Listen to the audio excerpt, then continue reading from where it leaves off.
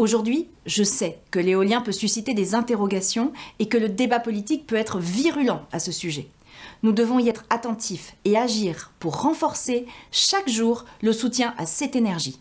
Et pour ça, je veux vous redire que je suis à vos côtés.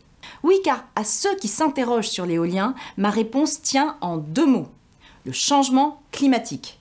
C'est une évidence, nous devons réduire rapidement notre consommation d'énergie fossile. Et pour cela, nous allons devoir électrifier de nombreux usages de la mobilité à l'industrie en passant par le chauffage. Et nous allons devoir accroître notre production d'électricité décarbonée. Et l'éolien est au centre de cette équation. Les atouts de l'éolien, nos concitoyens les connaissent. C'est pour cela qu'ils sont une majorité à le soutenir. Et parce que l'éolien est essentiel pour notre avenir énergétique, il est de notre responsabilité d'objectiver le débat. C'est pourquoi mon ministère a récemment publié un vrai-faux sur l'éolien terrestre pour ramener de la rationalité qui fait défaut dans les polémiques trop régulièrement entretenues sur le sujet. C'est pourquoi je me suis beaucoup battue ces derniers mois à vos côtés pour démonter les fausses informations et les contre-vérités qui font le lit d'une opposition croissante à l'éolien dans notre pays. Néanmoins, le déploiement de l'éolien ne pourra réellement réussir si les territoires et leurs habitants ne se l'approprient pas pleinement. Alors pour ça, j'ai pris de nombreuses mesures pour renforcer la concertation locale.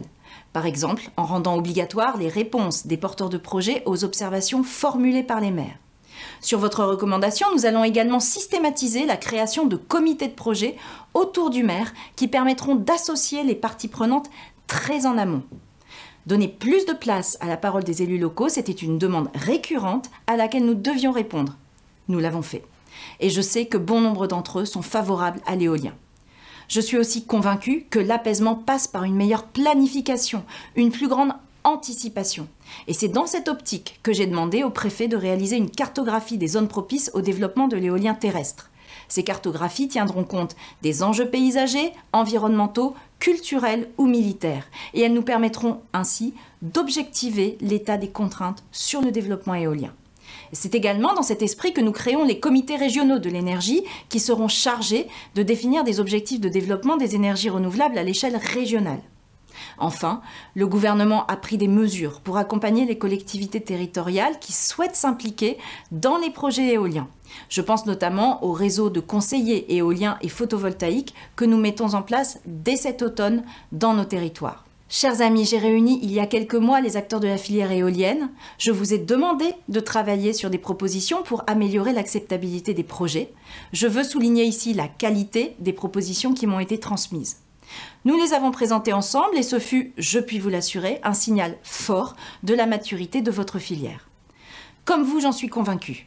L'éolien est un de nos meilleurs atouts pour assurer notre sécurité énergétique et pour gagner la bataille contre le changement climatique. Nous devons poursuivre nos efforts pour assurer le développement de cette énergie d'avenir dans un cadre apaisé et consensuel. Je sais pouvoir compter sur votre responsabilité pour cela. Vous pouvez compter sur moi pour vous soutenir dans cette démarche. Je vous remercie.